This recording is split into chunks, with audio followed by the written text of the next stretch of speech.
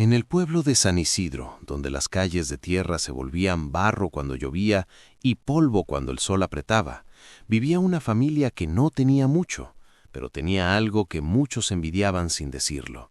Se tenían los unos a los otros.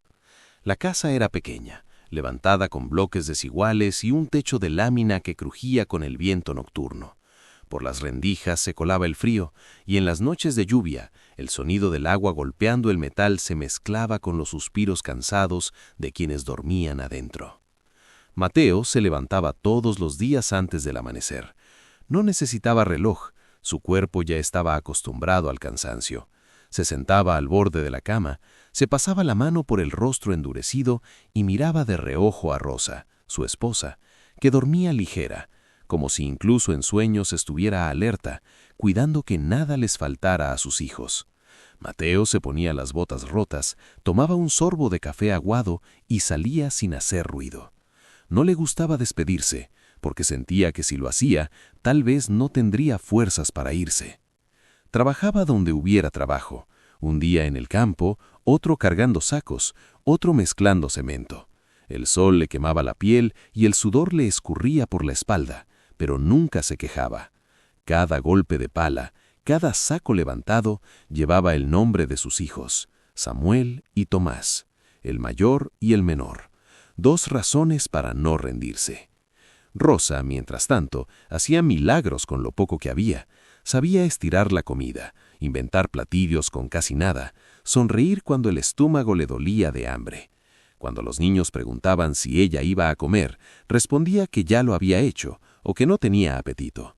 Mentía con dulzura, mentía por amor.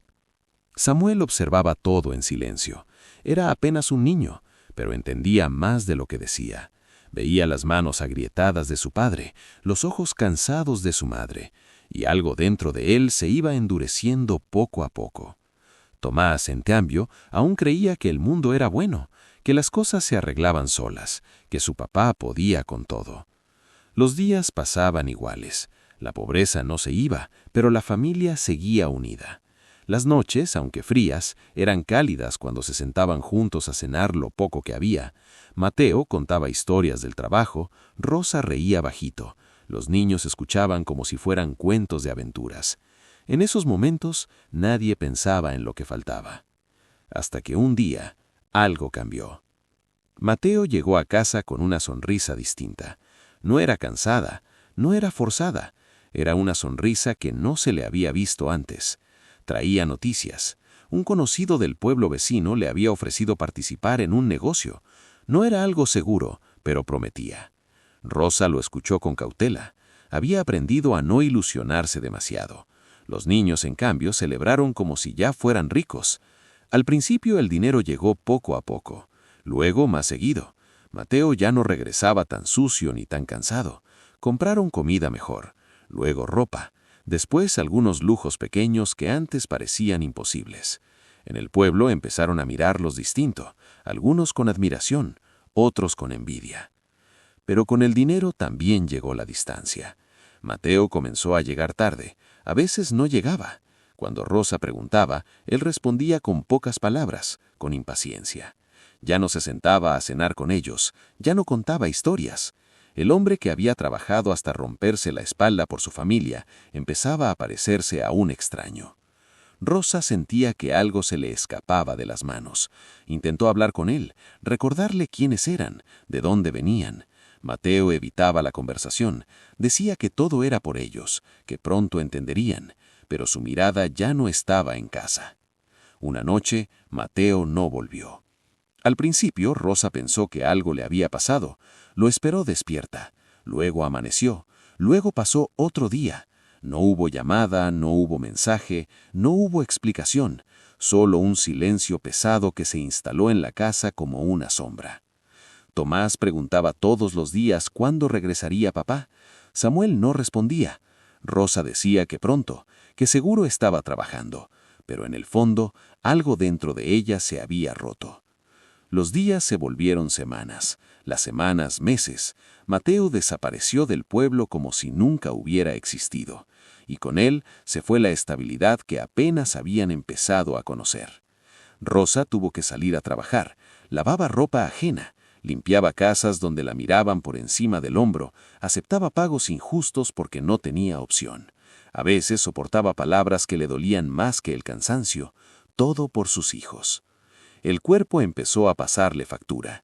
Dolores constantes, mareos, una tos que no se iba. Pero Rosa no se detenía. No podía.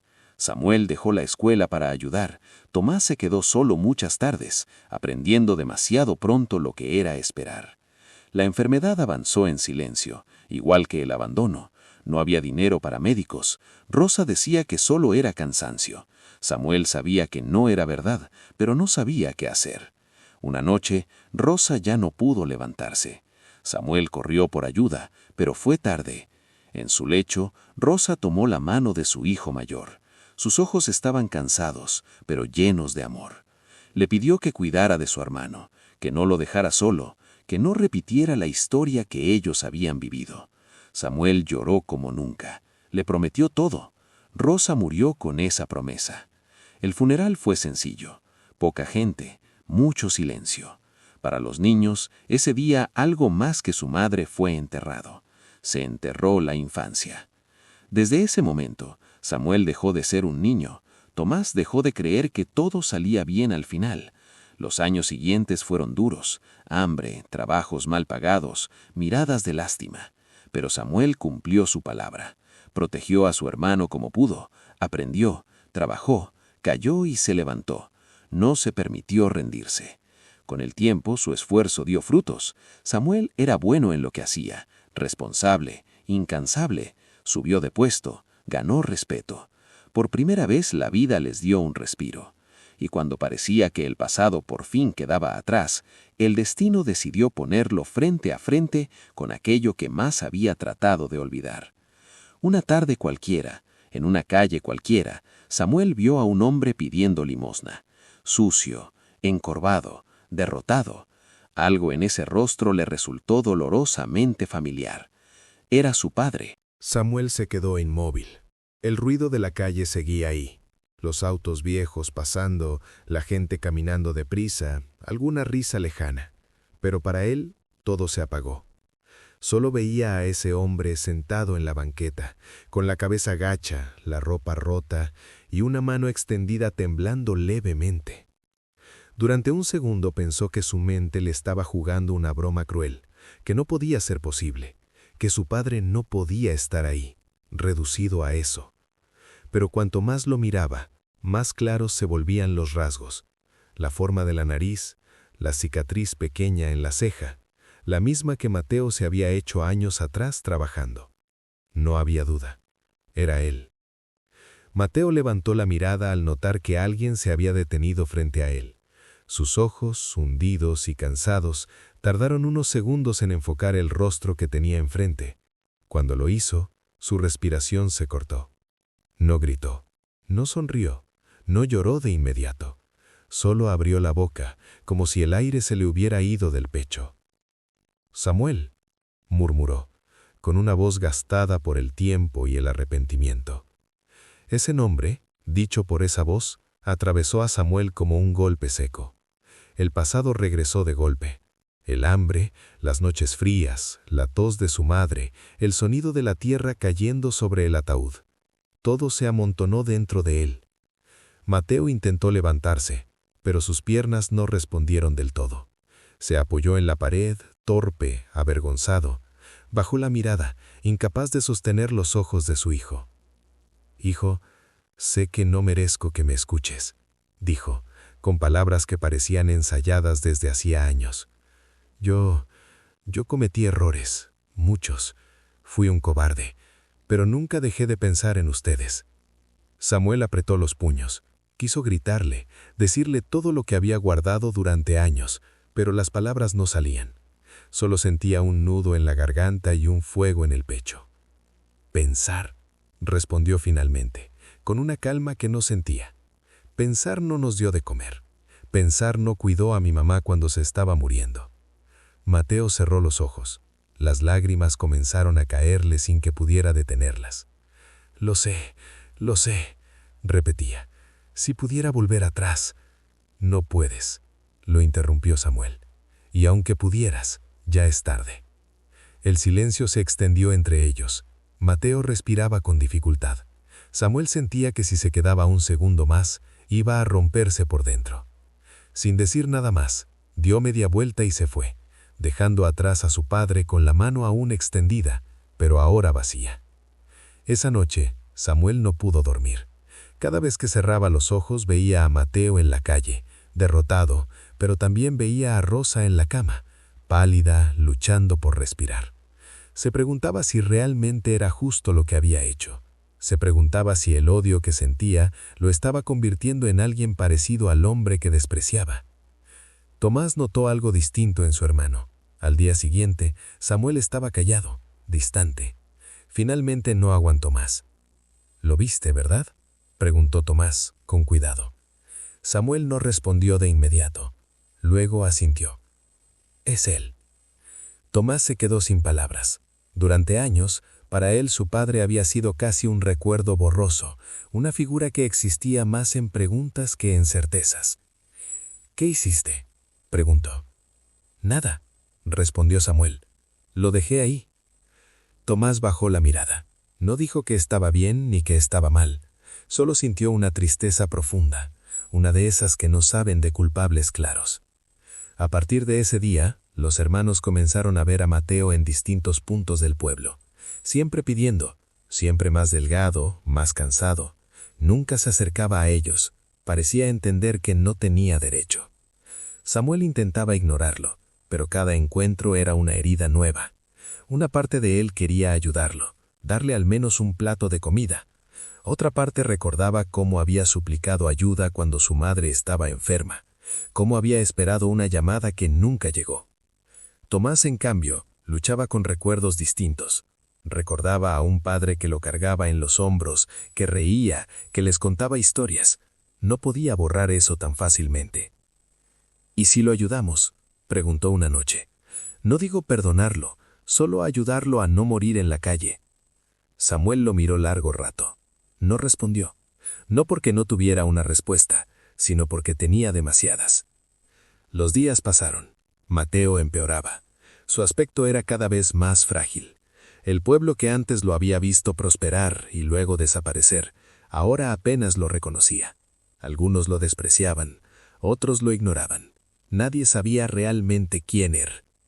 Una tarde, Samuel lo vio desmayarse en la calle. La gente pasó de largo. Nadie se detuvo. Samuel sintió un impulso casi físico de correr hacia él. Dio un paso y se detuvo. Pensó en su madre, pensó en su promesa. Tomás, que venía detrás, no se detuvo. Corrió hacia Mateo y pidió ayuda. Cuando llegaron los paramédicos, Samuel seguía ahí, observando, con el corazón hecho pedazos. Mateo fue llevado al hospital público. Los hermanos esperaron en silencio. El médico salió con el rostro serio. «Está muy mal. Años de abandono, mala alimentación. No sabemos cuánto tiempo le quede». Samuel sintió que el suelo se le movía. No quería sentir nada por ese hombre, pero no podía evitarlo. Esa noche, Samuel entró solo a la habitación. Mateo abrió los ojos con dificultad. «Sabía que vendrías», dijo. «No lo hice por ti», respondió Samuel. «Lo hice por mí». Mateo asintió. No intentó justificarse. Solo habló. Contó cómo el dinero lo cegó, cómo creyó que podía tenerlo todo, cómo lo perdió todo, cómo cada noche pensaba en Rosa y en sus hijos, sin valor para buscarlos. «No te pido que me perdones», dijo. «Solo que no cargues con mi culpa toda la vida». Samuel lo miró en silencio. Por primera vez, no vio al monstruo que había construido en su mente, sino a un hombre roto. No supo si eso hacía las cosas más fáciles o más difíciles. Cuando salió del hospital, el amanecer comenzaba a asomarse. Samuel se preguntó si el perdón era un regalo para quien lo recibe o para quien lo da. Y la respuesta aún no llegaba. Samuel no regresó a casa esa mañana. Se quedó sentado afuera del hospital, viendo cómo la gente entraba y salía con prisa, como si la vida no se estuviera decidiendo dentro de esas paredes. Pensaba en lo extraño que era el tiempo. Podía borrar rostros, casas, heridas visibles, pero no los recuerdos. Esos seguían intactos, afilados, esperando el momento exacto para volver a doler. Tomás llegó horas después. Se sentó a su lado sin decir nada. Ambos miraban al frente, como cuando eran niños, y esperaban a que su madre regresara del trabajo, cansada pero sonriente. «Está muy mal, ¿verdad?», preguntó Tomás al final. Samuel asintió despacio.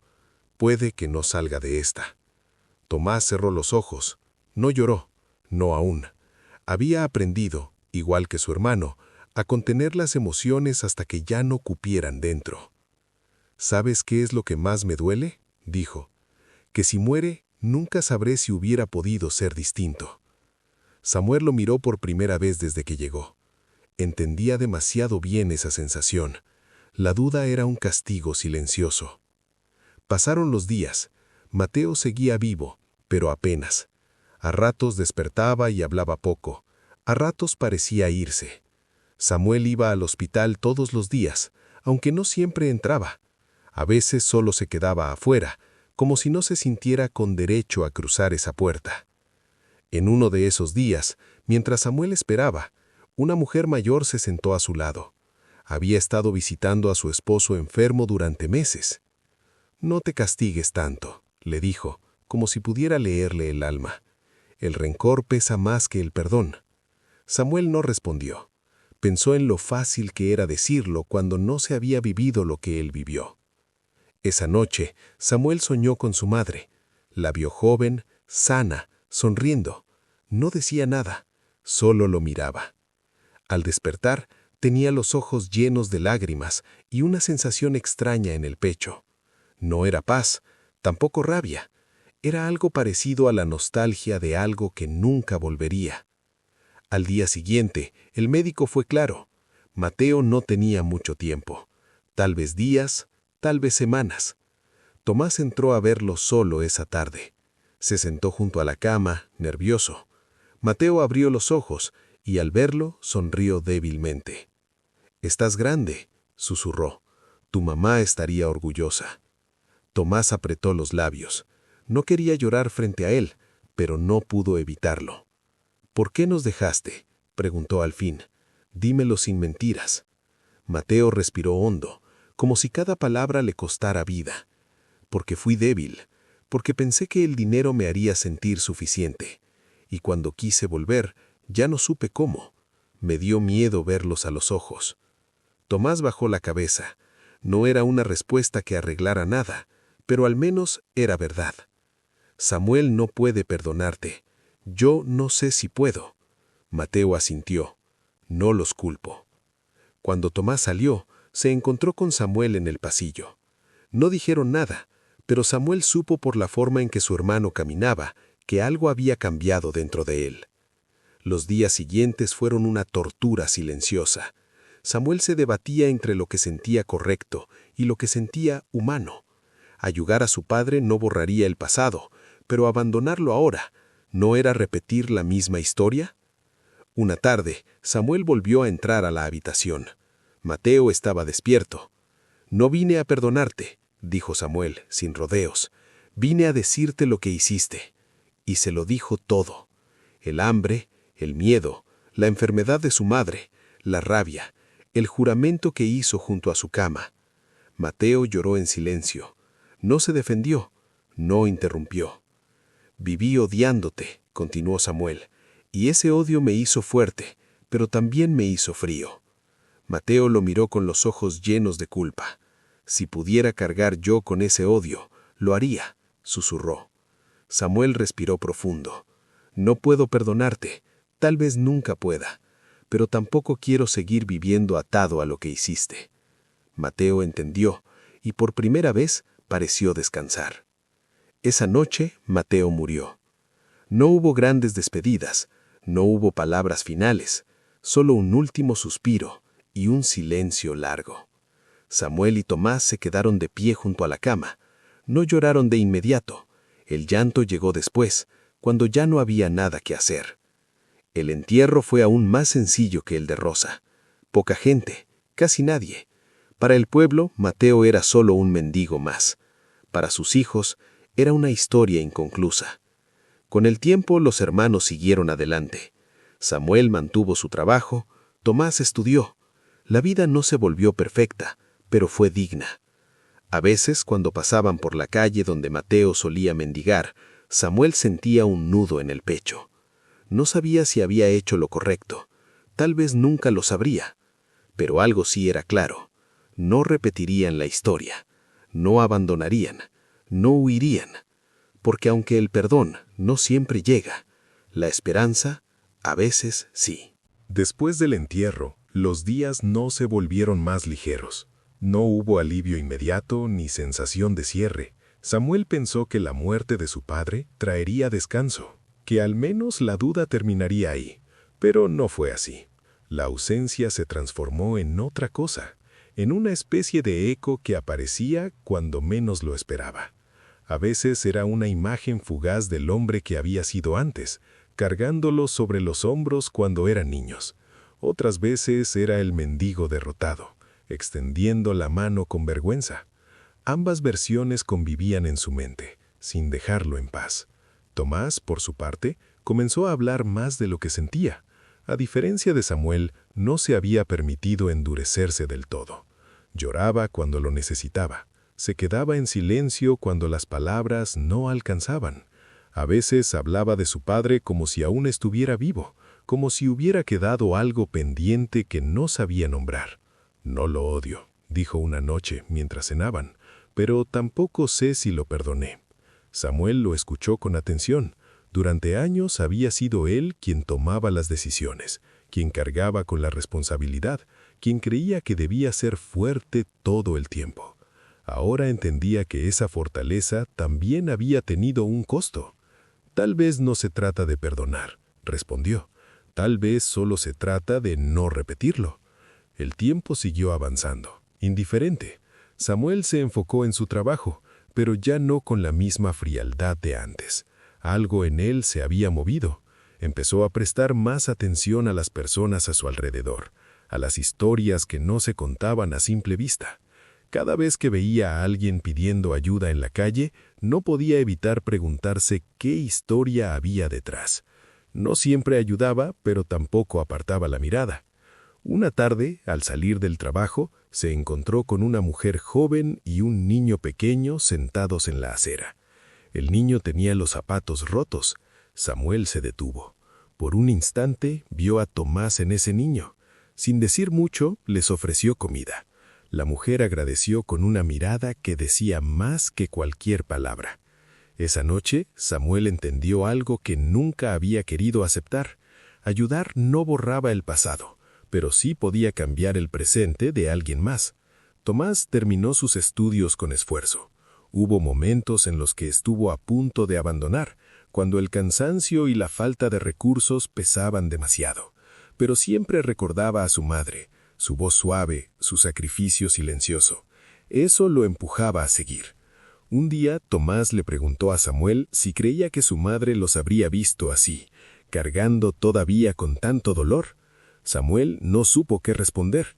Nunca había pensado en eso desde esa perspectiva. Esa noche soñó nuevamente con Rosa. Esta vez no estaba sonriendo.